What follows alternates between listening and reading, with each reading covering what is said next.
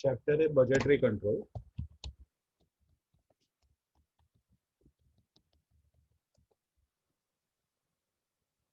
Budgetary control ये नाम से समझ में आता है कि यहाँ का ऑब्जेक्ट ये है कि हम लोग को different kinds of budget prepare करना है। ठीक है। तो कंपनी जब भी प्रोफेशनल लाइफ पे अपना काम करती है, ठीक है, तो कंपनी का कुछ भी वर्क वगैरह होता है तो वो लोग विदाउट प्लानिंग विदाउट बजटिंग कभी काम नहीं करते। ठीक है। तो हर कंपनी का सिस्टम रहता है, चाहे छोटी कंपनी या बड़ी कंपनी। बड़ी कंपनी में तो प्रोफेशनल लेवल पे बजटिंग होता है, छोटी कंपनी में ज़्यादा उसको केयर नहीं करते, थोड़ा बहुत ऊपर नीचे होगा चलता है। तो ये लोग क्या करते हैं कि ईयर के बिगिनिंग में ये साल के लिए, कमिंग ईयर के लिए पूरा बजट प्रिपेयर करना स्टार्ट करते हैं। यानी कि अगर 1 अप्रैल को अगर ईयर स्टार्ट हो रहा है तो before the start of the year वो लोग पहले से पूरा प्लान बना के रखते हैं कि हमें को कितना गुड्स मैन्युफैक्चर करना है, ये बार कितना गुड्स सेल करना है, कितना हम लोग का प्रोडक्शन कॉस्ट इंकर होगा, कितना मटेरियल परचेज करना पड़ेगा, कितना लेबर हम लोग को पे करना पड़ेगा। For everything there will be a fix budget. Budget के बिना काम नहीं होता। अब एक सिंपल एग्जांपल बताता हूँ। अगर सपोज कोई कंपनी है, उसने बजट बनाया ही नहीं, ठीक है, तो उसके कंपनी का वन ऑफ द डिपार्टमेंट है मार्केटिंग। तो मार्केटिंग वाले को कैसे समझेगा कि कितना अमाउंट का एडवर्टाइजमेंट करना है। पता चला कि उसे हर टीवी चैनल्स कवर किया, ठीक है, केबीसी जैसे बड़े बड़े प्रोग्राम भी कवर किए और हर जगह पे उसे एडवर्टाइजमेंट दिया। अब ये जो टीवी का एडवर्टाइजमेंट है वो सबसे कॉस्टली एडवर्टाइजमेंट में से एक है। ठीक है। और जो प्रोग्राम में तो लोग एडवर्टाइजमेंट दे रहे हो उसके टीआरपी के ऊपर डिपेंड है कि एडवर्टाइजमेंट का कॉस्ट क्या रहेगा, सेकंड के ऊपर है। जितनी सेकंड का ऐड उतना तुम्हें का कॉस्ट। स्पॉन्सरशिप का अलग रहता है, को स्पॉन्सर्स का अलग रहता है, ठीक है, पावर्ड बाय उसका अलग रहता है। तो ऐसे अलग अलग कॉस्टिंग रहते हैं। तो अगर सपोज हमने वो डिपार्टमेंट को, मार्केटिंग वाले को बजट नहीं दिया है कि तुमको ये सर कितने अमाउंट का एडवर्टाइजमेंट करना है, तो ऐसा भी हो सकता है कि उसने इतना सारा एडवर्टाइजमेंट कर दिया, ठीक है, कि कंपनी का पूरा रेवेन्यू एडवर्टाइजमेंट कॉस्ट पे ही चला। ठीक है। ऐसा होना नहीं चाहिए। और ऐसा भी नहीं होना चाहिए कि वो मार्केटिंग वाला डरा हुआ था, कह रहे मैंने ज्यादा खर्चा कर दिया तो कंपनी के बोर्ड बैठे मुझे चिल्लाएंगे। तो वो एडवर्टाइजमेंट ही नहीं कर रहा है, बहुत ही कम किया उसने, थोड़ा थोड़ा एडवर्टाइजमेंट किया जिसका कुछ इफेक्ट ही नहीं आया। अगर एडवर्टाइजमेंट प्रॉपर नहीं किया तो प्रोडक्ट सेल नहीं होगा, तो जो पूरा बजट है वो पूरा खराब हो जाएगा। तो इसके लिए हम लोग को पहले से वो डिपार्टमेंट को इन्फॉर्म करना पड़ेगा कि हमने तुझे ये साल के लिए इतना बजट अलॉट किया है, तो इतना फंड यूज कर सकता है फॉर अ पर्टिकुलर पर्पज। ठीक है। तो कंपनीज में इसीलिए बजटरी कंट्रोल का बहुत इंपॉर्टेंस है। हर डिपार्टमेंट के लिए, हर एक्सपेंसेस के लिए, हर परचेजेस के लिए वो लोग एक बजट बनाते हैं और वो अकॉर्डिंग टू बजट हर मैनेजर को काम करना पड़ता है। बजट से आगे जाने के लिए वो लोग को टॉप मैनेजमेंट का परमिशन लेना पड़ता है। ठीक है। यानी कि अगर एडवर्टाइजमेंट का बजट सपोज को बोला कि टोटल 100 करोड़ का एडवर्टाइजमेंट कर, 100 करोड़ का एडवर्टाइजमेंट का खर्चा तुझे हम लोग दे रहे हैं। तो अगर उसको अगर 100 करोड़ से ज़्यादा अगर एडवर्टाइजमेंट करना है तो वो तो उसको परमिशन लेना पड़ेगा फिर टॉप मैनेजमेंट कि एडवर्टाइजमेंट में ये एक अच्छा अपॉर्चुनिटी आ रहा है एडवर्टाइज करने के लिए, तो थोड़ा सा बजट और बढ़ा के दे। परमिशन मिला तो ठीक है, नहीं मिला तो नहीं कर सकते। ठीक है। तो ये हुआ बैकग्राउंड ऑफ बजट। अभी हम लोग को ये चैप्टर में करना क्या है, बजट कैसे बनाते हैं वो पार्ट अपने ऊपर। बीइंग अकाउंटेंट या कॉस्ट अकाउंटेंट, बजट हम लोग बनाते हैं। और ये बजट बनाने के बाद eight the end of the year हम लोग ये चेक करते हैं कि हर डिपार्टमेंट ने हमने जो बजट बोला था उसके अकॉर्डिंगली खर्चा किया है कि नहीं किया। और ये चेकिंग को लोग बोलते हैं स्टैंडर्ड कॉस्टिंग। जो इसके बाद वाला टॉपिक है बजटरी के बाद, स्टैंडर्ड कॉस्टिंग। ठीक है, या वेरिएंस या वेरिएंस एनालिसिस उसका दूसरा नाम है। तो पहला स्टेप है बजट बनाना, ये ईयर के बिगिनिंग में बनता है। ठीक है। और दूसरा स्टेप आता है ईयर के एंड में, ईयर कंप्लीट होने के बाद बजट के अकॉर्डिंगली सभी ने काम किया है कि नहीं ये चेकिंग कर, जिसे बोलते हैं स्टैंडर्ड कॉस्ट। ठीक है। जैसे दो टॉपिक लिंक में। तो अभी हम लोग स्टार्ट करें बजटरी कंट्रोल। ये टॉपिक में हम लोग को कवर करना है पहला, रिलेटिंग टू मटेरियल्स।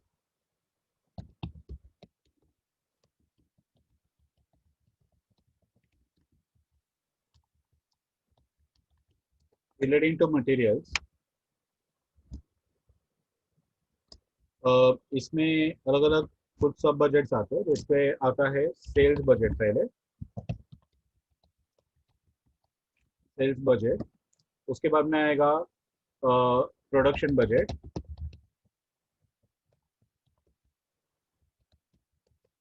उसके बाद में आएगा मटेरियल कंजम्पशन बजट,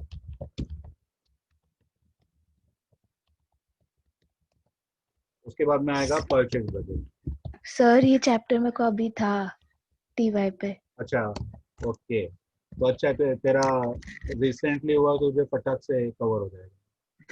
नहीं मतलब ऑब्जेक्टिव ही था क्योंकि पोर्शन खत्म नहीं हुआ था ना।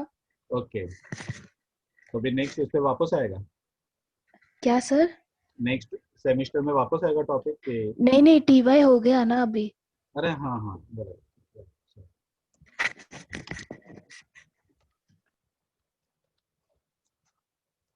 नवंबर अक्टूबर नवंबर रहेगा तो ऐसे माइंड में रखे, सेमिस्टर का एग्जाम रहता है ना। हमारे टाइम पे अच्छा था, साल में एक बार एग्जाम खत्म हो जाता। मतलब एक ही बार होता था? हाँ, पूरे साल में एक ही एग्जाम खत्म, बीच पे कुछ भी नहीं। ओह हाँ, तभी सेमेस्टर पैटर्न नहीं था, राइट? नहीं था। पर सर आपको 100 मार्क्स का रहेगा ना? 100 मार्क्स, कॉलेज का कोई रोल ही नहीं। ये कॉलेज को 60, ये 40 मार्क्स वगैरह देने का रीजन ही था, 70-30 या 60-40। जो अपने सिलेबस में है बजट, उस पे पहला आएगा रिलेटिंग टू मटेरियल्स, उस पे आएगा sales, production, material consumption, purchase budget. एक आएगा कैश बजट करके, एक आएगा फ्लेक्सिबल बजट करके। तो ऐसे अलग अलग टाइप से बजट के जो हमको सीखना है। ये चार का एक ग्रुप है। तो अगर तुमको परचेज भी बोला ना तो तुमको पहले तीन बनाने ही पड़ते हैं। ये चार को मैंने क्लब करके एक ही रखा है। ये कैश एंड फ्लेक्सिबल, ये अलग से बजट है। एक फिक्स बजट करके भी आता है लेकिन वो सिलेबस में है नहीं, तो फ्लेक्सिबल बजट करके एक सिलेबस में आता है। ठीक है। एक और आता है लेबर बजट, लेकिन वो भी ज़्यादा एकदम इम्पोर्टेंट नहीं है। और लास्ट एक आता है master budget. Master budget is nothing but PNL account. ठीक है, तो हमको वो सब डिटेल्स बताएंगे कि नेक्स्ट ईयर में ये एक्सपेंसिव इनकर होगा, वो एक्सपेंसिव इनकर होगा, सेल्स इतना रहेगा, तो प्रॉफिट क्या होगा बताओ। तो सिंपल पीएनएल अकाउंट बना के उसे प्रॉफिट बताना, that is nothing but master budget. तो ऐसे अलग बजट से दोनों को प्रिपेयर करना है। पहले अपन लेते हैं, सपोज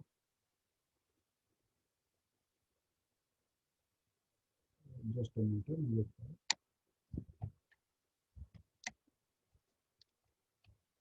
इसमें फर्स्ट वाले में बजट रिलेटिंग टू मटेरियल्स में हम लोग के चार बजट सीरीज में ही हर समय प्रिपेयर करना है। ऑलवेज पहले आता है सेल्स बजट।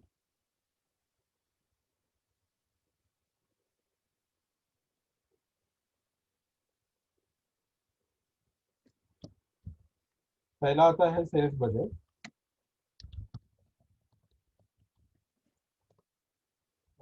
सेल्स बजट ये बनता है for finish goods,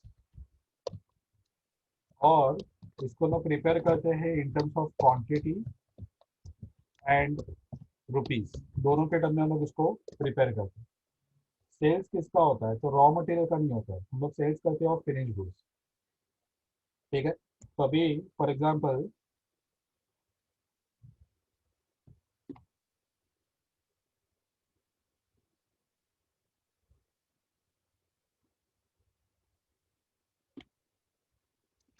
suppose company के अलग अलग तीन फिनिश गुड्स है, finish goods A, B and सी।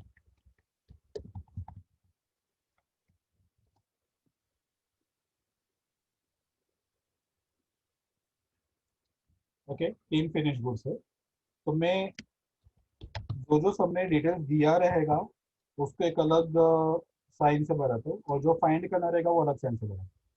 तो सेल्स क्वांटिटी सपोज मैं एस्ट्रिक करूंगा तो वो दिया हुआ रहेगा। ठीक है, दैट विल बी गिवन। तो sales quantity is given, asterisk means given in the some.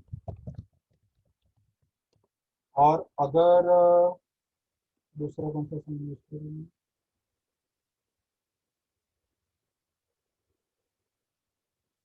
Plus का साइन। नहीं वो प्लस में ना वो एक्सेल फॉर्मूला पकड़ते हैं।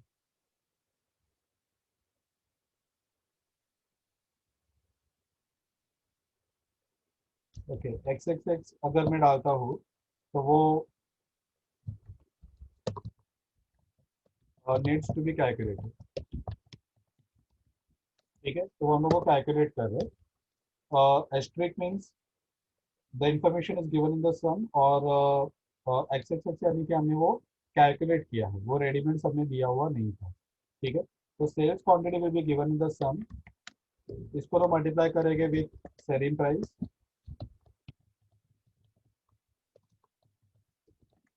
Selling price.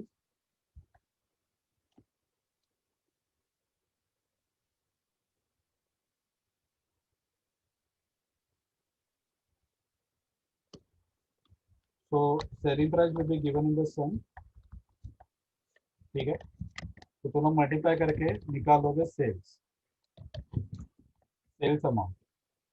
ठीक है, तो ये तुम लोग सिंपल मल्टीप्लाई करोगे तो दोनों को सेल्स का अमाउंट मिलेगा। ये तुम्हारा सेल्स बजट होगा। तो तुम लोग को जो भी डिटेल चाहिए everything will be given in the sum. तुम लोग को सेल्स क्वांटिटी दिया रहेगा, सेलिंग प्राइस दिया रहेगा, टोटल सेल्स आएगा। कभी कभार ऑपोजिट होता है, वो तो बता दे कि सेल्स टोटल अमाउंट ये रहेगा, सेलिंग प्राइस ये रहेगा, तो डिवाइड करके सेल्स क्वांटिटी मिल जाएगा। तो quantity multiplied by selling price equal to total sales. ठीक है, ये सिंपल रूल अप्लाई होता है। अभी नेक्स्ट बजट आता है जिसे बोलते हैं production budget.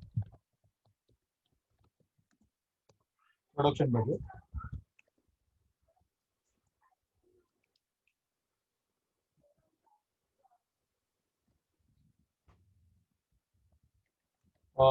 Budget, production budget भी बनता है फॉर फिनिश गुड्स, और ये बनता है only in terms of quantity, value के टर्म में नहीं बनता है, सिर्फ क्वांटिटी का डिटेल लिखना है। तो हम लोग को सिर्फ ये निकालना है कि हम लोग ये बार ये साल कितना प्रोडक्शन करने वाले हैं, गुड्स का कितना प्रोडक्शन हम लोग को करना है। So that is nothing but production value. तो उसके वैल्यू नहीं निकालते कि उसका वैल्यू कितना रहेगा, only quantity details are required.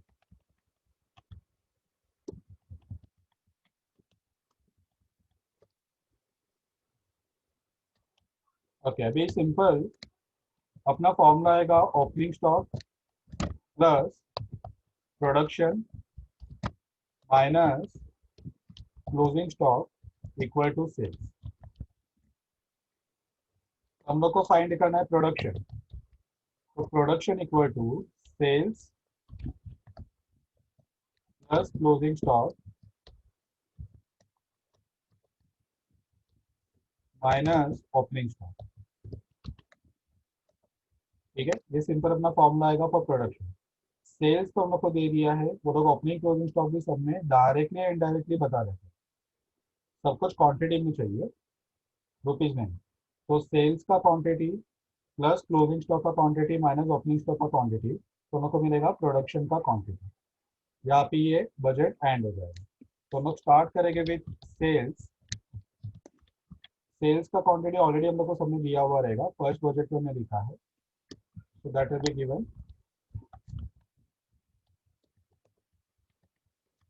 इसमें हम लोग ऐड करेंगे क्लोजिंग स्टॉक। ठीक है, ये भी तुम लोग को दिया हुआ रहेगा, तो दोनों को ऐड करोगे, उसको से माइनस होगा ओपनिंग स्टॉक। ठीक है, ओपनिंग स्टॉक भी तुम लोग को दिया हुआ रहेगा, तो तुम लोग को फाइनली मिलेगा production quantity.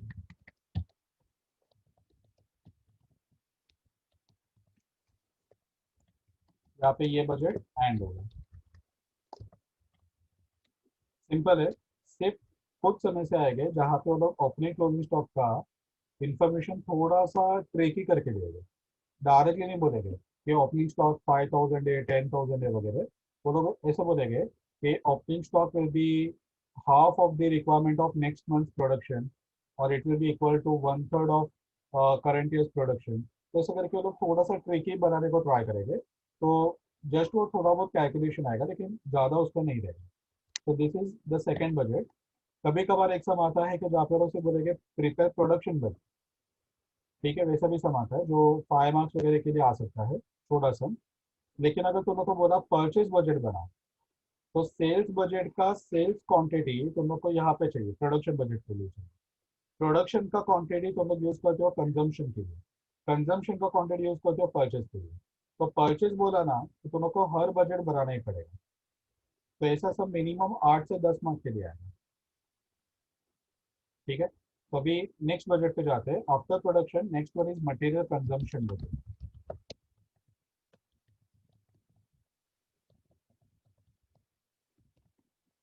Material consumption budget ये हम लोग प्रिपेयर करते हैं फॉर रॉ मटेरियल, एंड ये प्रिपेयर होता है only in terms of quantity.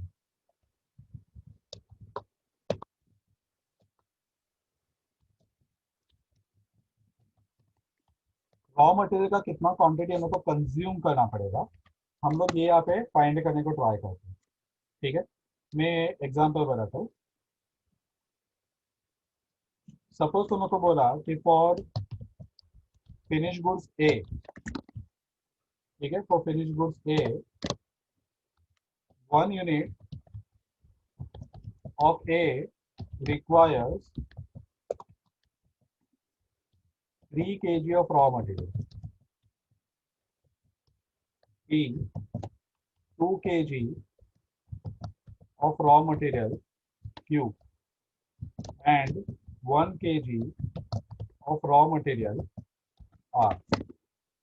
तीन डिफरेंट काइंड के रॉ मटेरियल है P, Q एंड R। तो हर एक यूनिट ऑफ ए के लिए तुम लोग को 3 kg of P, 2 kg of Q and 1 kg of R required, ठीक है। ये इंफॉर्मेशन दोनों को सबने दिया हुआ है। तो हम लोग क्या करेंगे, सबसे पहले हम लोग को यहाँ पे रॉ मटेरियल का बजट चाहिए। तो कॉलम्स का जो हेडिंग रहेगा वो आएगा P Q R, raw material P Q and R. सबसे पहले अपन लेंगे production.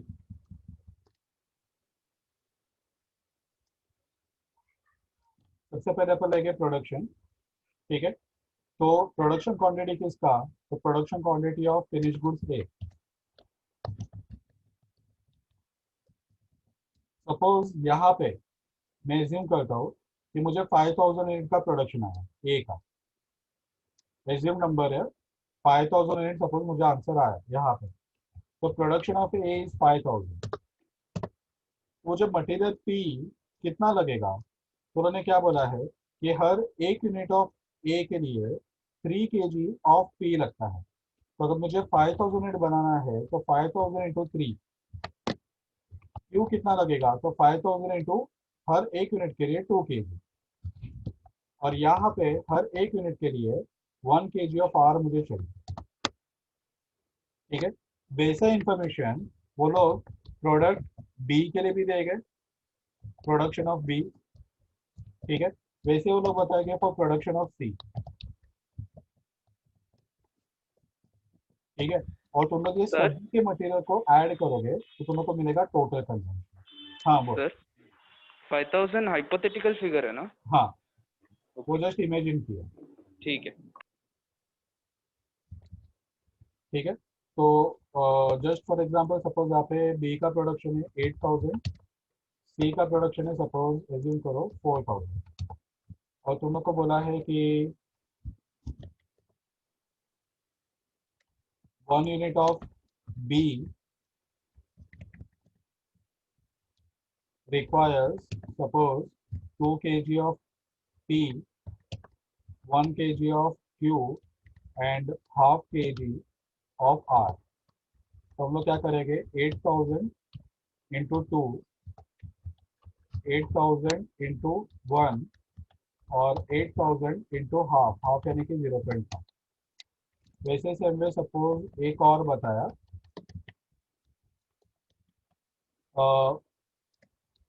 5 units of C requires 10 kg of P, 3 kg of Q and 2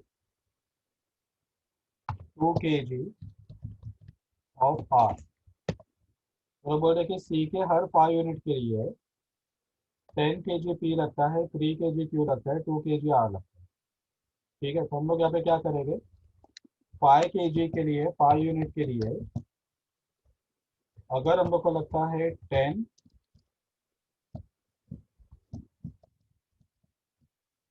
3 and 2, ठीक है, तो 4000 यूनिट के लिए कितना, सिंपल क्रॉस मल्टीप्लाई करना, हर 5 यूनिट के लिए 10 kg, 3 kg, 2 kg, तो 4000 यूनिट के लिए कितना, तो हम क्रॉस मल्टीप्लाई करेंगे, तो 4000 into 10 divide by 5, 4000 into 3 divide by 5, 4000 into 2 divide by 5।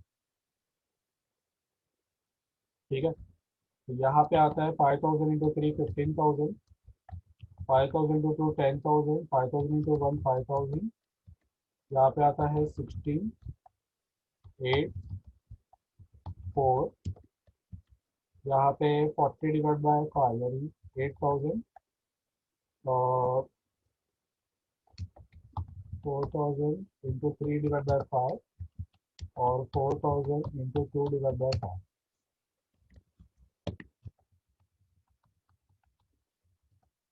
ठीक है, अब ये सबको ऐड कर लो तो तुमको कितना मटेरियल पी लगेगा ये पता चलेगा। ऐसे सेम वे क्यू कितना लगेगा, आर कितना लगेगा, ये हो गया टोटल कंजम्पशन।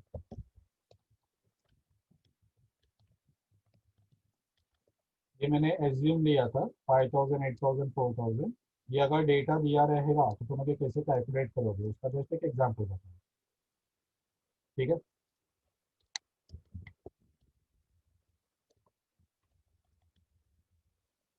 ये हो गया तुम लोग का मटेरियल कंजम्पशन बजट। ये वैसे दोनों कंजम्पशन बजट बनाओ। सर हाँ, वो अभी 4000 के लिए हम लोग ने क्रॉस मल्टीप्लाई किया ना, 8000 आया, तो वो किधर लिखने का? यहाँ पे लिखा ना 8000, 2400, 1600, ओ, अच्छा अच्छा, हाँ ठीक है। वही से है। वो ये जो क्रॉस मल्टीप्लाई वो क्यों कर रहे हैं वो लॉजिक बताने के लिए नीचे लिखा है, बाकी यहाँ पे हाँ सर, अरे मुझे वो टोटल कंजम्पशन में कंफ्यूज हो गई। समझा सर। समझाना। हाँ, ये टोटल में तो सिंपल ये 3 का टोटल 15, 16 और 8।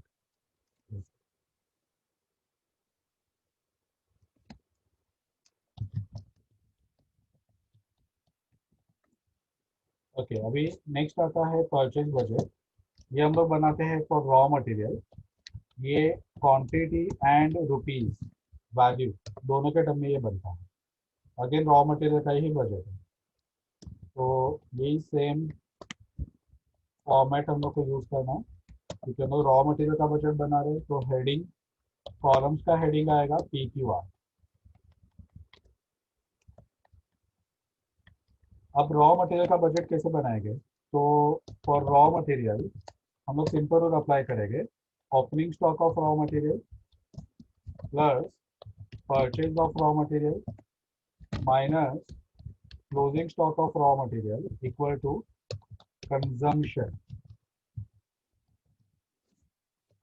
रॉ मटेरियल को हम लोग सेल नहीं करते। मेरे पास इतना मटेरियल था, ओपनिंग स्टॉक यानी मटेरियल था, मैंने इतना खरीदा, इतना मटेरियल मेरे पास एट द एंड अवेलेबल है। तो बाकी का मटेरियल क्या किया मैंने, तो मैंने वो कंज्यूम किया रहेगा तो मैन्युफैक्चर फिनिश गुड्स। ठीक है, तो मुझे कंजम्पशन पता है कि मुझे कितना कंज्यूम करना है। ठीक है, मुझे ओपनिंग क्लोजिंग स्टॉक सब बता देगा, तो बैलेंस फिगर परचेज में हो जाएगा। तो purchase equal to consumption plus closing stock minus opening stock. ठीक है, तो यही फॉर्मेट हम लोग यहाँ पे फॉलो करेंगे। टोटल कंजम्पशन सपोज यही नंबर्स लेता हूँ मैं 39 और 20,000 और 10,600 सेम यहाँ पे आ जाएगा। इसमें मैं ऐड करूँगा क्लोजिंग स्टॉक माइनस करूँगा ओपनिंग स्टॉक। मुझे क्लोजिंग स्टॉक और ओपनिंग स्टॉक दोनों दे दिया रहेगा,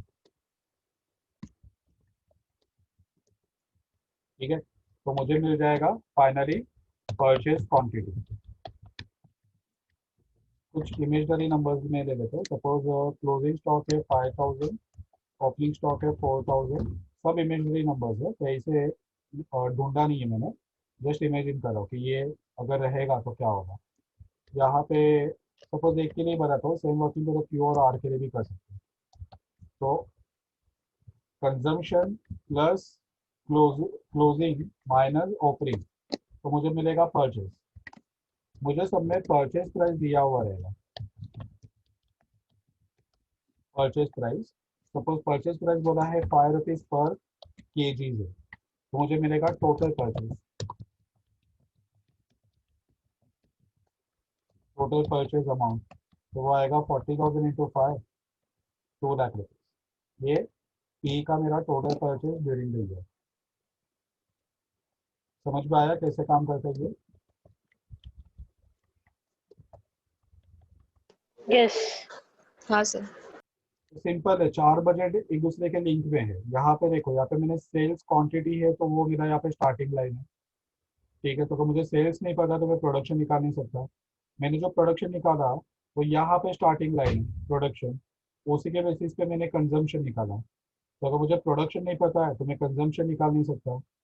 कंजम्पशन जो मिला वो मेरा ये वाले बजट में स्टार्टिंग लाइन है, तो कंजम्पशन नहीं रहेगा तो मैं परचेज निकाल नहीं सकता। तो हर बजट प्रीवियस बजट के लिंक में है, तो कंपल्सरी दोनों को पहले सेल्स, बाद में प्रोडक्शन, बाद में कंजम्पशन, बाद में परचेज, ये ऑर्डर में ही बजट बनाना पड़ेगा। क्लियर है?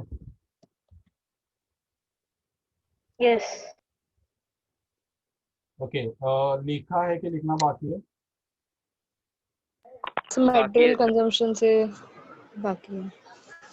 ओके, मैं बाकी स्क्रीनशॉट ले लेती हूँ मटेरियल कंजम्पशन का। बाकी सब में वो लिखा। मेरा सेल्स एंड प्रोडक्शन हुआ है, लास्ट तो बाकी है पर मैंने स्क्रीनशॉट लिया है। सर यहाँ से बाकी है मेरा, जो भी स्क्रीन पे है ना। अच्छा,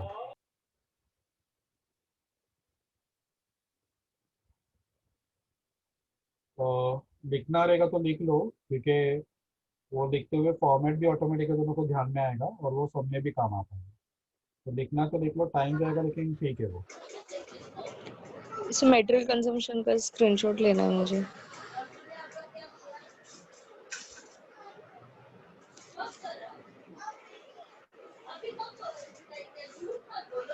परचेज के नीचे कुछ है क्या? नहीं,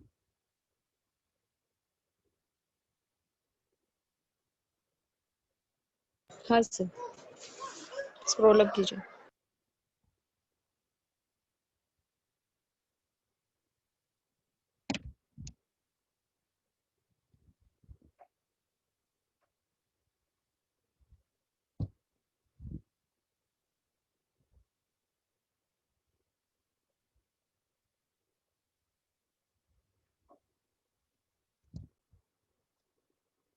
module page number 434, question number 1।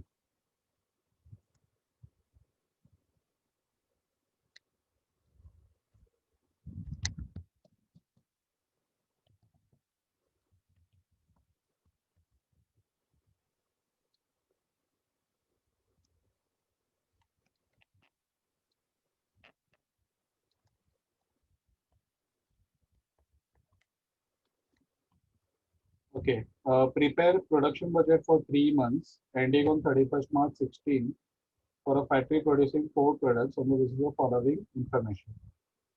Types of product ABCD, estimated stock on 1st January 16, यानी ये हो गया ओपनिंग स्टॉक।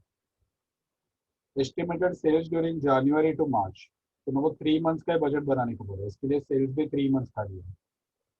तो 1 जनवरी का स्टॉक दिया जो ओपनिंग स्टॉक है, 3 मंथ्स का सेल्स दिया, desired closing stock on 31 March 2016।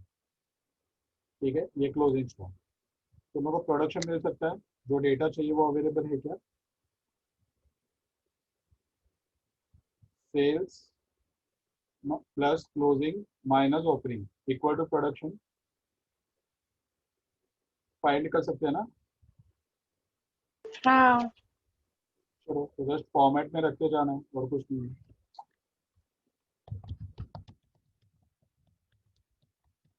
Production budget, always एक हिंट याद रखो कि तुमको जो चीज का बजट बनाना है ना, कॉलम का हेडिंग वही आना चाहिए।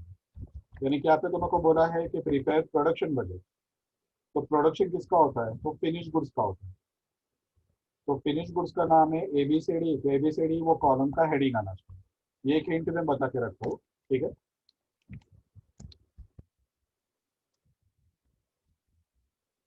अगर रॉ मटेरियल का बजट बना रहे हो तो तुम लोग को रॉ मटेरियल का जो नाम रहेगा वो कॉलम का हेडिंग है।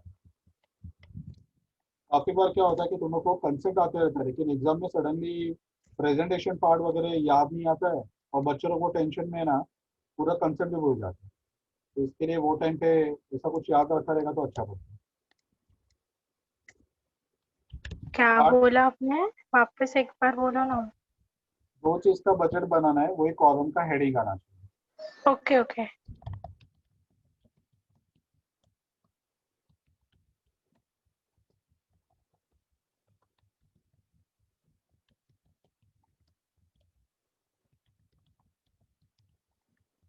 ये हो गया तुम लोग का फॉर्मेट, और तुम लोग को सेल्स वगैरह सब कुछ दे दिया है।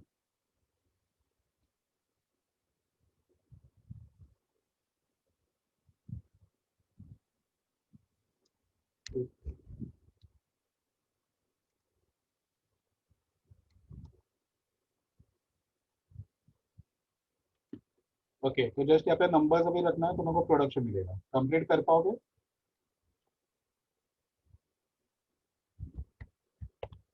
देखो, ये सेल्स चारों प्रोडक्ट का, ये ओपनिंग, ये क्लोजिंग,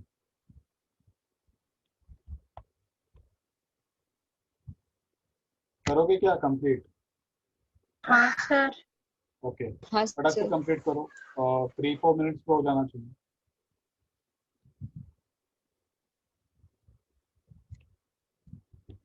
ओके, बताओ प्रोडक्शन कितना आया ए का? 11,000। Next B? 17। 12। 11.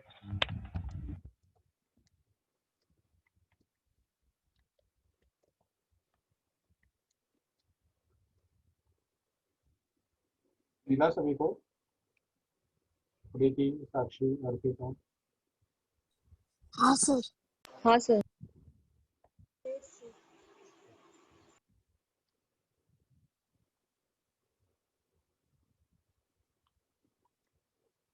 Okay, second question. Budgeted production and production cost for the year ended 31 December are given. Product X product Y, उसके लिए प्रोडक्शन दिया हुआ है और प्रोडक्शन का कॉस्ट दिया हुआ है।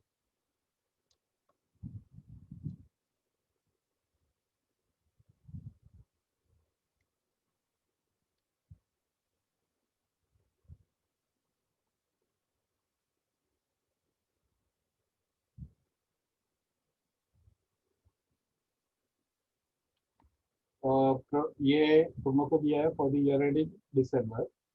प्रोडक्शन यूनिट दिया हुआ है, एक्स का है 2,20,000 और वाई का है 2,40,000। डायरेक्ट मटेरियल का कॉस्ट है 12.19, डायरेक्ट वेरिएबल है 4.7। Total factory overhead for each type of product variable है 6,60,000 और 9,60,000। टोटल फैक्ट्री ओवरहेड, ठीक है? The company is manufacturing two products X and Y. A forecast about the number of units to be sold in the first 7 months is given below. तो first 7 months पे क्या सेल्स होगा? Number of unit to be sold, ये तुम लोग को दिया हुआ है, ठीक है। तो प्रोडक्ट एक्स का सेल्स, प्रोडक्ट वाई का sales for 7 months. It is anticipated that there will be no working progress at the end of any month. Finished unit equal to half of the sales of next month will be in stock at the end of each month, including December of the previous month. Finished goods, finished unit equal to half of the sales for the next month will be in stock at the end of each month. क्या meaning है?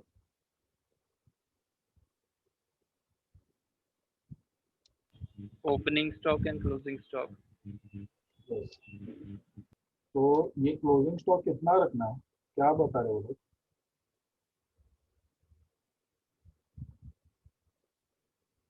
Finished unit equal to half of the sales for next month will be in stock at the end of each month.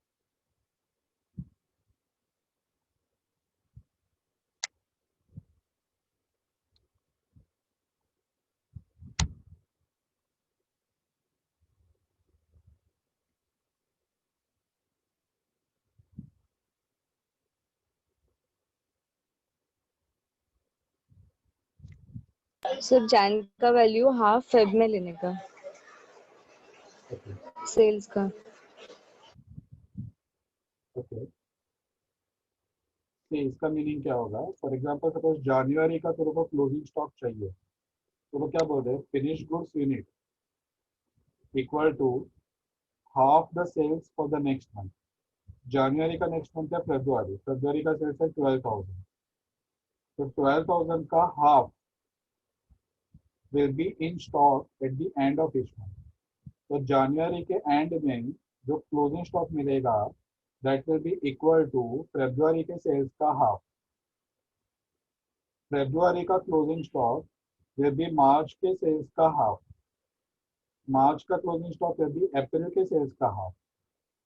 तो जो भी next month का sales है उसका half will be in closing stock at the end of each month.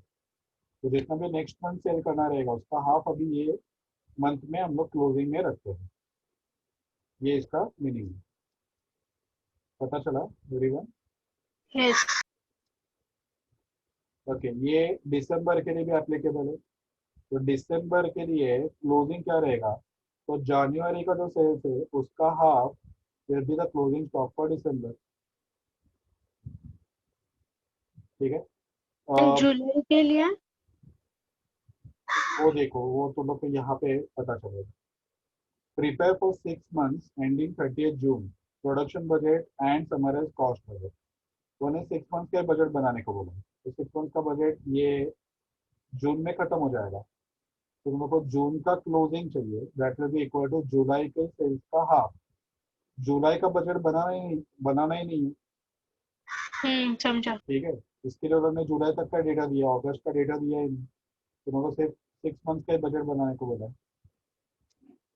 पता चला very well?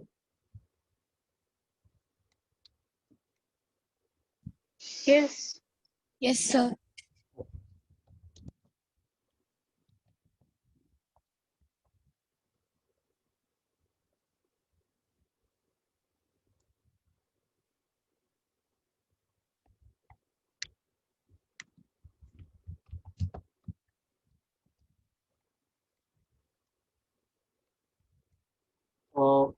Similar line पे मेरे को बजट बनाना है।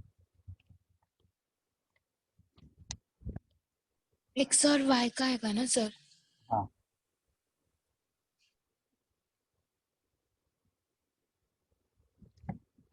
यहाँ पे हम लोग को 6 डिफरेंट मंथ्स के लिए बजट बनाने को बोला है, 6 months, और उसमें 2 प्रोडक्ट है एक्स एंड वाई, तो टोटल 12 कॉलम्स होगा। तो वो तुम लोग को थोड़ा मैनेज करना डिफिकल्ट होगा। तो तुम लोग यहाँ पे पहले एक्स का बजट बनाओगे, उसके नीचे थोड़ा वाई का बजट बनाओगे। अगर तुम लोग को एक ही टेबल में सब मैनेज करना पॉसिबल है, तो जैसे फॉर एग्जांपल यहाँ पे अगर जनवरी लिखा तो जनवरी में एक्स वाई, फरवरी में एक्स वाई, मार्च में एक्स वाई, ये एक ऑप्शन है। या फिर पहले हेडिंग लिखने का एक्स, उसमें जनवरी टू जून, बाद में आगे कॉलम आएगा वाई, उसको जनवरी टू जून, ठीक है, लेकिन आई के थिंक तुम लोग नीचे उतना एक सारा, बना- हाँ इतना सारा तुम लोग एक टेबल में मैनेज करना डिफिकल्ट होगा, तो बेटर है कि एक के नीचे एक टेबल बनाओ। पहले एक्स के लिए बनाते बाद में वाई के लिए बनाते।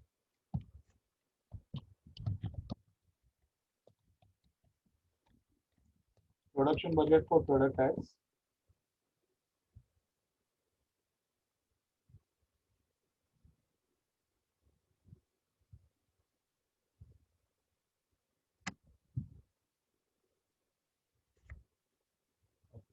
अभी प्रोडक्ट एक्स के लिए हम लोग को बजट बनाना है, तो पहले हम लोग को बनाना है फ्रॉम जनवरी टू जून।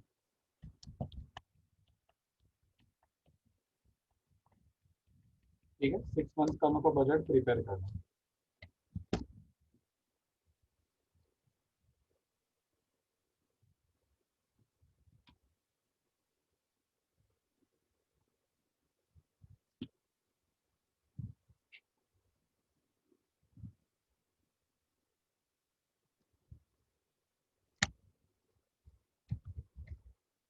तुम लोग सभी को 6 मंथ्स को कंबाइन करके एक सिंगल बजट बनाओगे, वो तुम लोग को अलाउ नहीं है।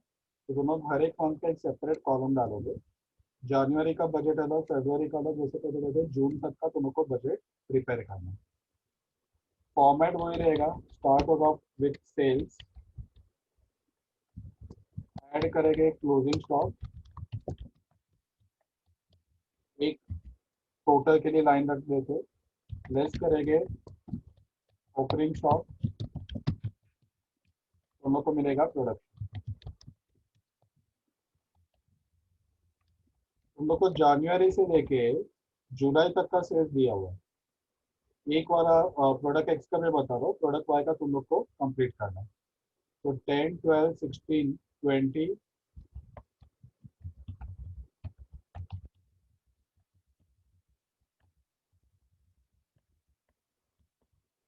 24 24 24 एंड 24। जुलाई का सेल्स दिया हुआ है, लेकिन अपना जो बजट है वो जून तक का ही है, तो जुलाई वाला कॉलम ऐड मत करना। ठीक है, अब तुम लोग को चाहिए क्लोजिंग स्टॉक। उसके लिए जो लाइन लिखा हुआ है ये मोस्ट इंपोर्टेंट है। वो लोग क्या बोल रहे हैं कि at the end of each month जो स्टॉक रहेगा that will be equal to half of the sales for the next month. जितना नेक्स्ट मंथ का सेल्स है उसका half will be closing stock for current month. तो जनवरी के लिए नेक्स्ट मंथ आता है फरवरी, जिसका सेल्स है 12,000। तो 12,000 का half will be closing stock for January, next month के सेल्स का हाफ।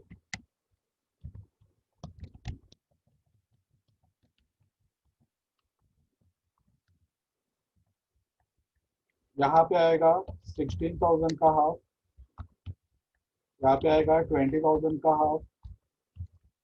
वैसे ही सेम वे जून में क्या आएगा, तो मेरे को जुलाई का सेल्स दिया हुआ है, जुलाई का सेल्स है 20,000, उसका हाफ। ठीक है, तो जितना भी नेक्स्ट मंथ का सेल्स है उसका हाफ तो हम लोग को ये मंथ मिलेगा।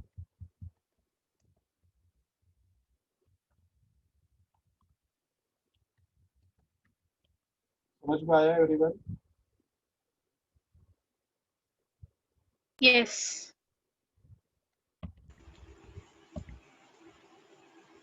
अब ये दोनों को ऐड कर लेते। ये ऐड करना जैसे एक फॉर्मेलिटी है, प्रेजेंटेशन का पार्ट है, एक्चुअली इसको कोई रिलेवेंस नहीं है। दोनों को ऐड कर लेंगे।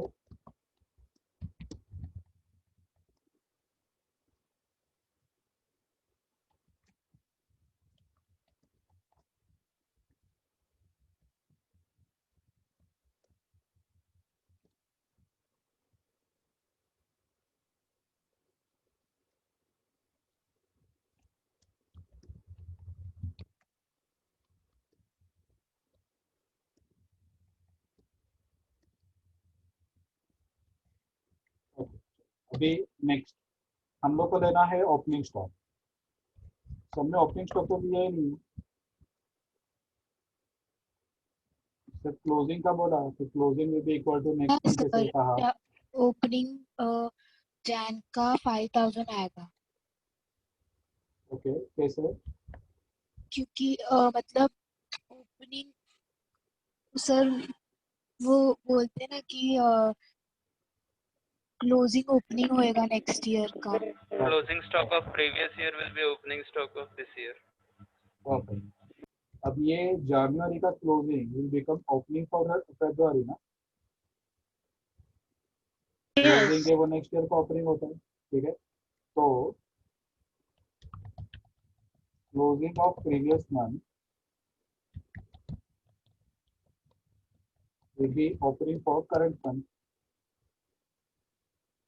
ठीक है। तो ये जनवरी का क्लोजिंग वो आ जाएगा यहाँ पे 6000, ठीक है। ये सेम अमाउंट यहाँ से आ जाए, वैसे सेम वे फरवरी का क्लोजिंग बनेगा मार्च का ओपनिंग, ठीक है। ये रूल सब जगह पे अप्लाई होगा। ये जो 10,000 है क्लोजिंग ऑफ जून वो बनेगा जुलाई का ओपनिंग, लेकिन जुलाई का कॉलम हमने बनाया ही नहीं, हमने तो जून तक का ही बजट बनाया है। अभी क्वेश्चन बाकी रहता है कि जनवरी का क्या है।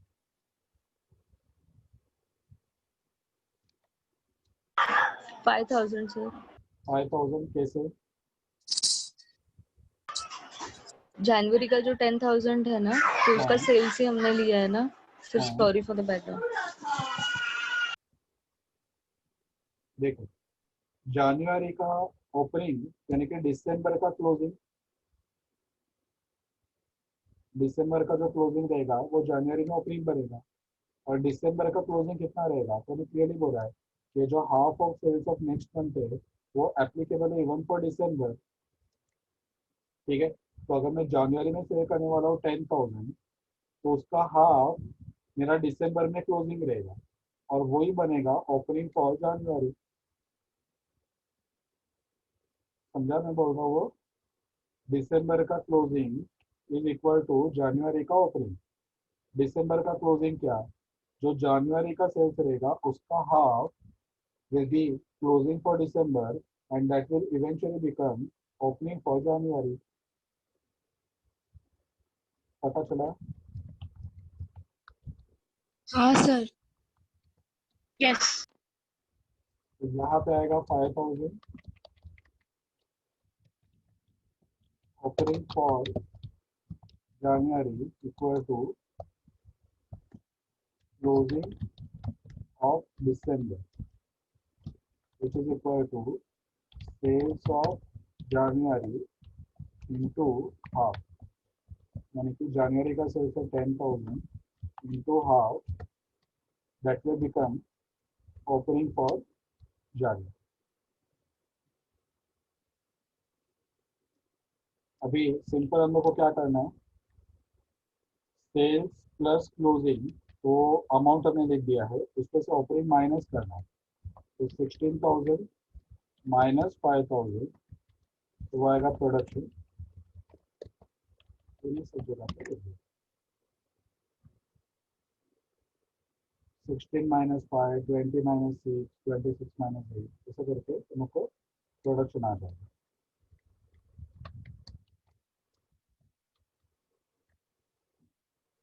क्लियर है ना? हाँ सर। ओके तो अभी सेम वे तुमको प्रोडक्ट वाई का वर्किंग करना है, ये एक्स का हुआ, सेम फॉर्मेट सेम वे से वर्किंग, सिर्फ उसका सेल्स वगैरह जो दिया है वो तुमको क्वेश्चन से देना है। स्टार्ट करो। सर हाँ सर ये जो क्लोजिंग स्टॉक है ना वो ये ईयर का ही है ना, मतलब 30 जून का। हाँ तो फिर वो क्लोजिंग तो ये साल का है ना, ओपनिंग तो लास्ट ईयर के क्लोजिंग को ओपनिंग बोलेंगे ना।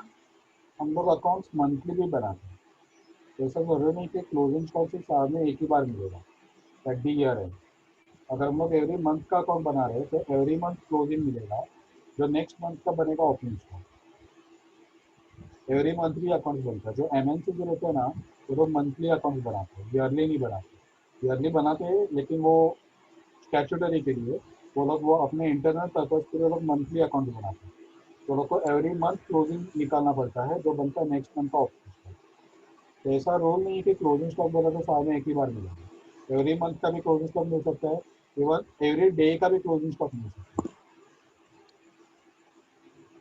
तो ये ओपनिंग स्टॉक कौन से मंथ का कंसिडर होगा?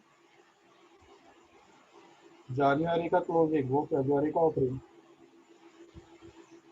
पर ईयर एंड 30 जून बोला है ना, तो जान फिर कैसे लिया? तुम लोग ये 6 मंथ्स का अकाउंट नहीं बना रहे हो, तुम लोग मंथली कर रहे हो, तो एवरी मंथ का क्लोजिंग ओपनिंग लेना पड़ेगा ना। हाँ ओके, मंथली बेसिस पे समझा। ये मंथली के हिसाब से, तो हाँ तुझे हाँ अगर 6 मंथ का चाहिए तो 6 मंथ का क्लोजिंग विल बी 12,000। हाँ, वही मेरे को लगा 12,000 का सब जगह ओपनिंग आएगा करके। नहीं, ऐसे नहीं रहता है, हर मंथ का अलग अलग रहता है। ओके, हाँ सर समझा। समझे? Yes, sir. 28, 26, 22, 18, 16 और 17, ये वाई का प्रोडक्शन।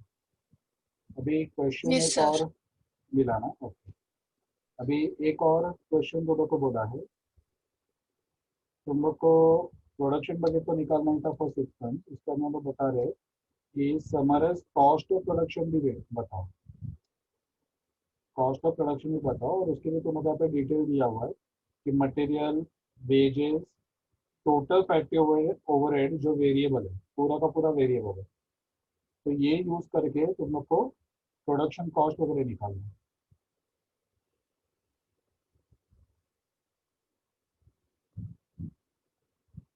और ये cost of production prepare for 6 months ending on 30 June, production budget and summarise cost of production budget.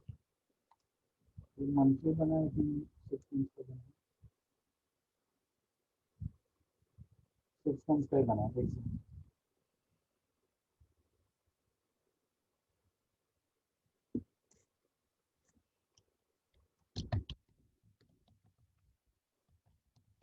Cost of production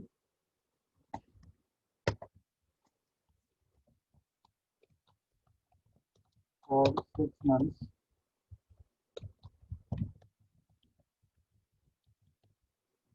ending 30 June.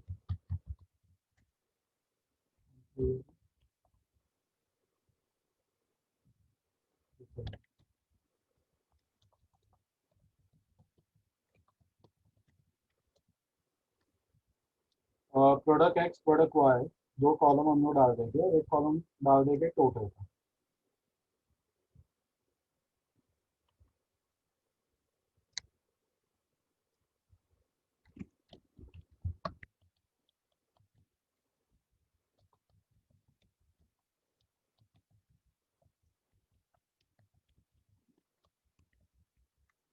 Production unit हम लोग को पता है,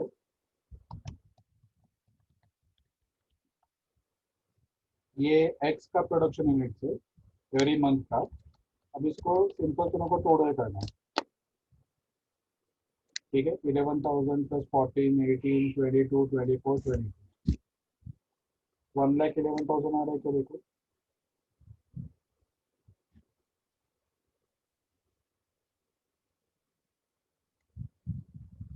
हाँ सर। और वाई का 1,27,000। 1,11,000, 1,27,000, इसको टोटल कॉलम में नहीं लेकर चलेगा।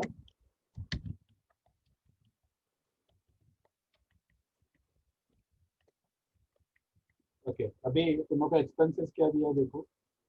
पहला है direct material 12.5 rupees per unit, 19 rupees per unit.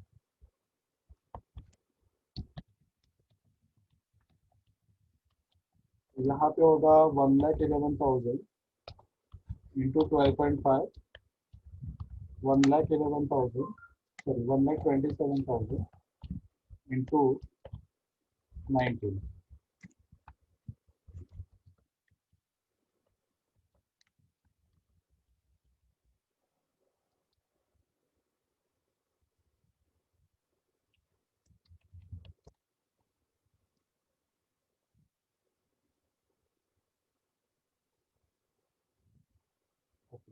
अभी 1,11,000 इंटू 12.5,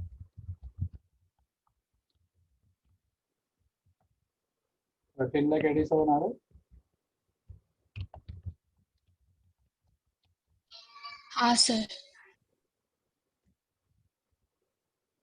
और सेकंड प्रोडक्ट का 1,27,000 इंटू 19, 24,13।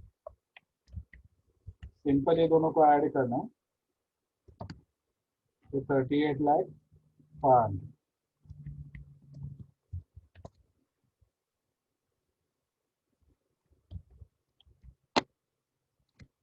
वैसे सेम वे डायरेक्ट वेजेस वो है 4.5 and 7 rupees per unit, 4.5 and 7। तो 1,11,000 इंटू 4.5,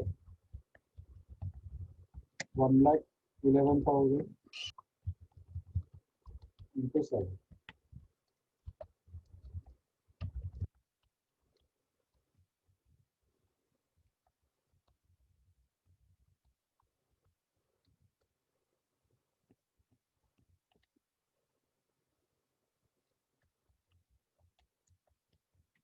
दोनों को ऐड करेंगे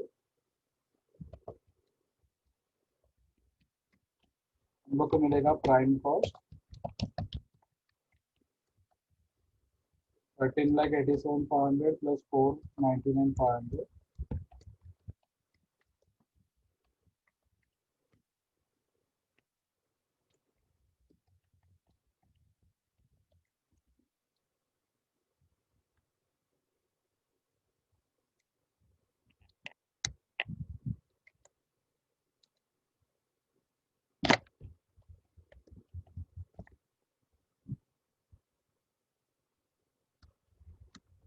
अब ऐड करेंगे फैक्ट्री ओवरहेड्स।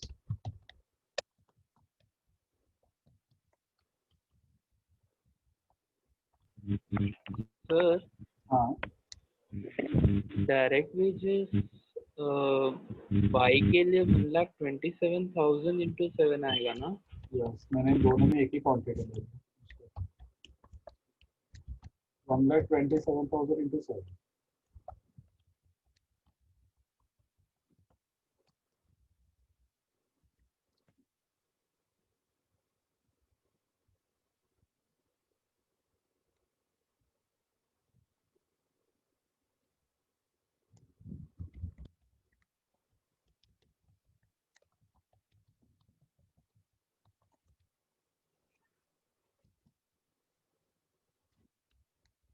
अभी देखो यहाँ पे नेक्स्ट तुम लोग को दिया हुआ है फैक्ट्री ओवरहेड्स, पूरा का पूरा वेरिएबल ऐसा बोला है।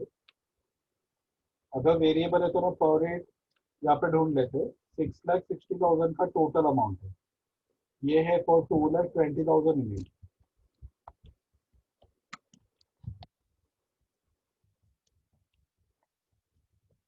$6,60,000 डिवाइड बाय 2,20,000 कितना आएगा पर यूनिट?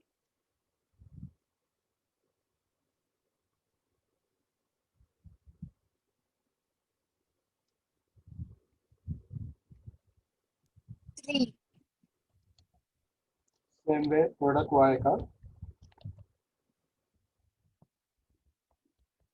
9,60,000 divide by 2,40,000।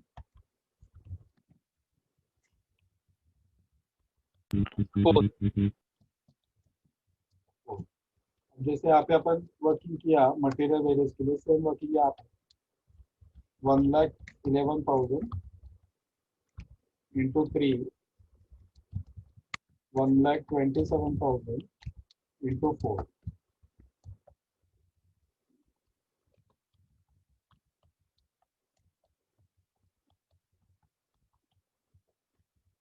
और दोनों को ऐड कर लेंगे, मिल जाएगा फाइनली फैक्ट्री कॉस्ट यानी कि वर्क।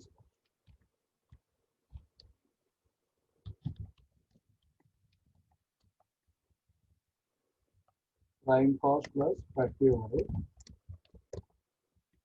तुम लोग को मिल जाएगा work.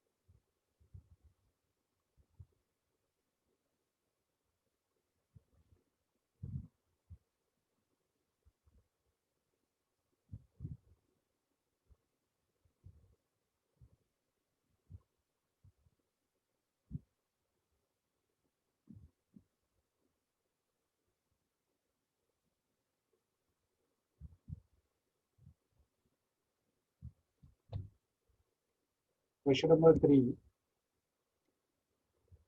Draw a material procurement budget quantitative, यानी कि सिर्फ quantity, from the following information. Estimated sales of product 40,000 units. Each unit of product requires 3 units of material A and 5 units of material B. Sales है 40,000. कोई product है जिसका sales है 40,000 और वो प्रोडक्ट बनाने के लिए हर एक यूनिट को 3 unit of A and 5 unit of material B लगता है. यानी कि ए बी क्या है मुझे ये बताओ, फिनिश गुड्स है या रॉ मटेरियल है?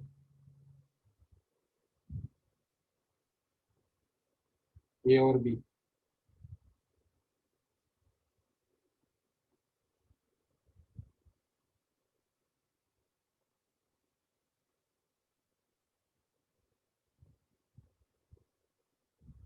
बोलो. सेल्स बता रहे 40,000 यूनिट है. Each unit of product requires 3 unit of material A and 5 unit of material B. तो A और B क्या है, रॉ मटेरियल या finish goods? Raw material. Raw material. Raw material. Estimated opening balance at the commencement of the next year, यानी कि opening stock दे रहे beginning में. Finish goods 5,000 unit, material A 12,000, material B 20,000 unit. Materials on order. On order का meaning ये है कि already हमने material के लिए ऑर्डर प्लेस कर दिया है और वो मटेरियल आने वाला है, जल्दी आने वाला है, अभी तक रिसीव हुआ नहीं. It is about to receive in the near future, जल्दी से वो आने वाला है. ठीक है. तो 7,000 और 11,000 यूनिट ये मटेरियल ऑन ऑर्डर है. ये पहली बार ऐसा आया है कि अगर ऐसा दिया रहेगा तो क्या करना है. अपने फॉर्मेट में ये वाला पार्ट नहीं है. Desirable closing balance at the end of next year. Finished product का क्लोजिंग स्टॉक है 7,000. मटेरियल ए मटेरियल बी का क्लोजिंग है 15 और 25,000. Material on order, material A 8,000, material B 10,000.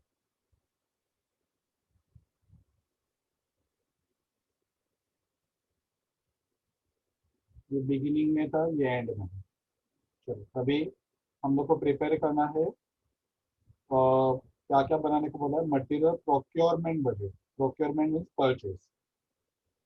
तो मटेरियल परचेज बजट हम लोग को बनाना है.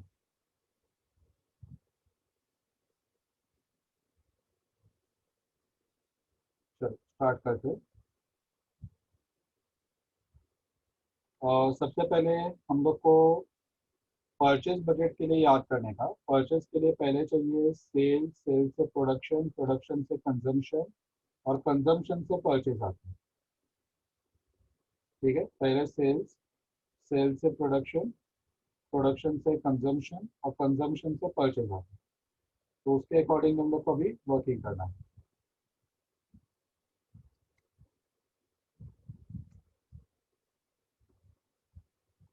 तो देखो पहले सेल्स दिया हुआ है 40,000 यूनिट.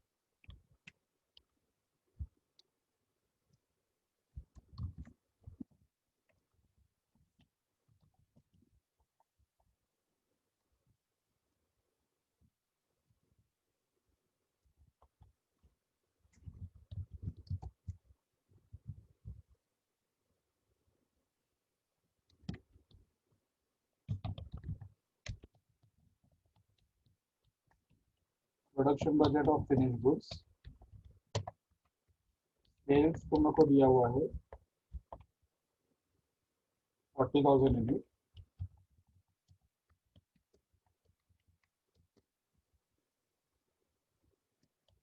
इसमें ऐड करते हैं क्लोजिंग स्टॉक.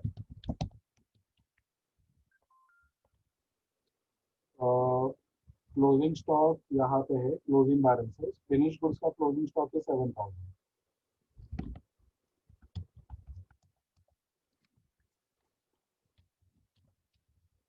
तो जस्ट फॉर्मेलिटी दोनों को ऐड किया. इसके से माइनस करेंगे ओपनिंग स्टॉक.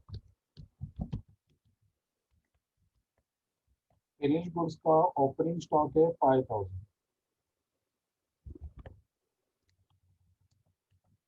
हम लोग को मिलेगा प्रोडक्ट 47 - 5 42,000।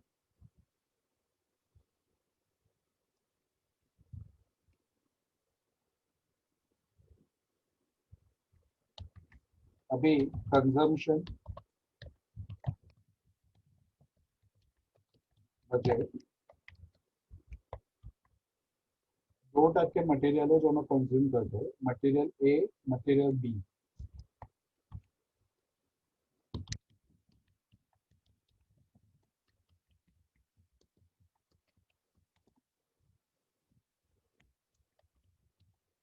देखो प्रोडक्शन हम लोग को करना है 42,000, यहाँ पे हमने फाइंड किया 42।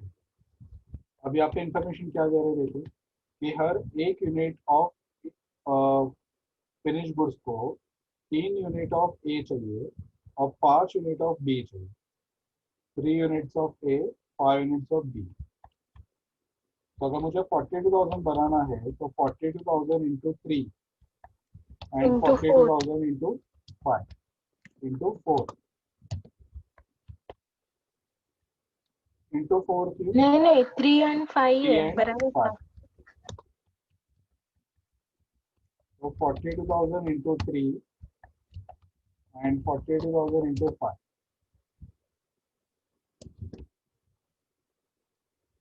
यहाँ पे एक ही फिनिश गुड्स है और 2 रॉ मटेरियल। ऊपर जो मैंने एग्जांपल से बताया था वहाँ पे 2-3 फिनिश गुड्स, 2-3 रॉ मटेरियल थे। यहाँ पे फिनिश गुड्स एक ही है और उसके लिए 2 मटेरियल चाहिए, ए और बी।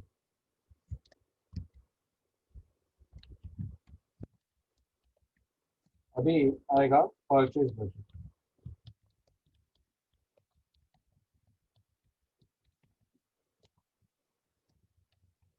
परचेज आएगा फॉर रॉ मटेरियल ए और बी।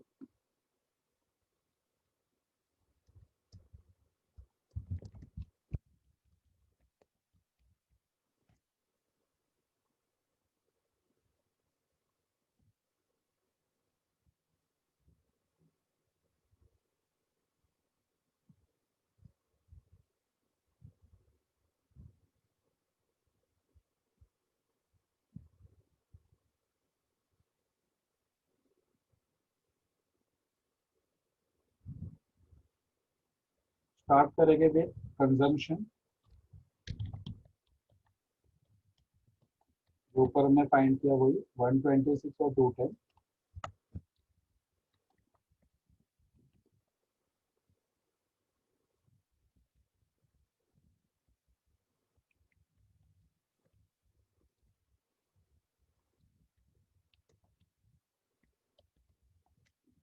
वन 126 और 210। इसमें हम लोग ऐड करेंगे क्लोजिंग स्टॉक।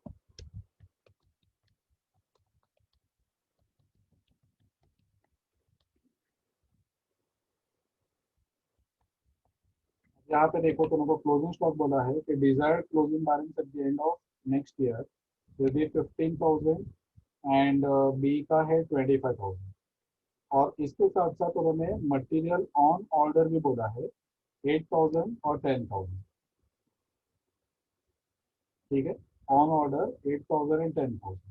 अब ये ऑन ऑर्डर का मीनिंग क्या होगा कि हमने ऑलरेडी वो ऑर्डर प्लेस कर दिया है, मटेरियल इन ट्रांजिट है, मटेरियल आने वाला है। ठीक है, तो ये जो मटेरियल है ये अपने गोडाउन में है और इतना मटेरियल रास्ते में है, इन ट्रांजिट है, ये हम लोग के पास जल्दी आ जाएगा। ठीक है, तो उसको भी as good as closing stock ही गिन सकते हैं। जैसे यहाँ पे भी देखो ओपनिंग में भी ऐसा ही दिया, ये तो मतलब गोडाउन में है मटेरियल और ये ऑन ऑर्डर यानी कि इन ट्रांजिट है, परचेज हो चुका है, वो गुड्स रास्ते में है, तो मेरे पास जल्दी आ जाएगा, 2-3 दिन में या 1 हफ्ते में आ जाएगा। तो वो as good as opening stock है, तुम्हें को वेट करना है। तो यहाँ पे क्लोजिंग स्टॉक वो आएगा 15,000 प्लस 8,000 और बी का आएगा 25,000 प्लस 10,000, यानी कि अलग अलग लाइन में लिखेंगे, लेकिन ये दोनों को हम लोग को क्लोजिंग स्टॉक में कवर करना है, 15 और 25।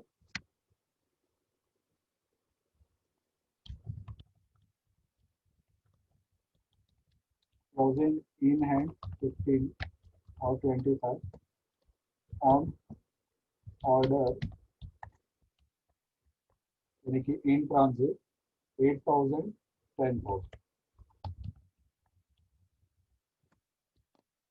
ठीक है। ये दोनों क्लोजिंग है, दोनों को ऐड करके तुम लोग को मिलेगा एक सब total 126 plus 15 plus 8, same way 210 plus 25 plus 10, तो ये दोनों का एक सब टोटल मिला, जस्ट फॉर्मेलिटी वाला पार्ट। अब इसमें से हम माइनस करेंगे ओपनिंग स्टॉक,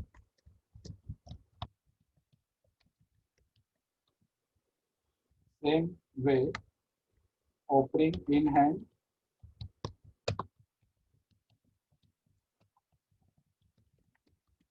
और ऑन ऑर्डर यानी कि इन ट्रांजिट।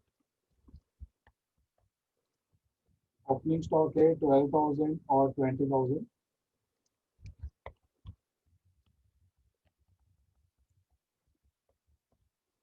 और ऑन ऑर्डर है 7,000 एंड 11,000। दोनों को माइनस किया तो दोनों को परचेज का क्वांटिटी मिल जाए।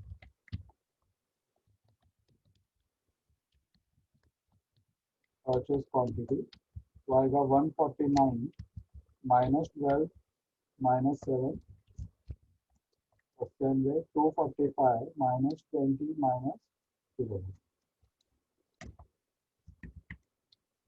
अगर दोनों को परचेज प्राइस दिया सबने, ठीक है, तो सिंपल परचेज प्राइस को मल्टीप्लाई करोगे, दोनों को परचेज का अमाउंट आ जाएगा। क्योंकि दोनों को से बोला कि मटेरियल प्रोक्योरमेंट बजट यानी कि परचेज बजट सिर्फ क्वांटिटी के टर्म नहीं चाहिए, इसके लिए दोनों को परचेज प्राइस हमने दिया हुआ नहीं, तो दोनों का परचेज क्वांटिटी यहाँ पे दोनों का बजट खत्म होगा। अगर परचेज प्राइस दिया रहता तो ये क्वांटिटी में सिर्फ परचेज प्राइस मल्टीप्लाई करना है, तो परचेज का अमाउंट मिलता है और वहाँ पे साइन आएंगे। समझ में आया सभी को? अच्छा था।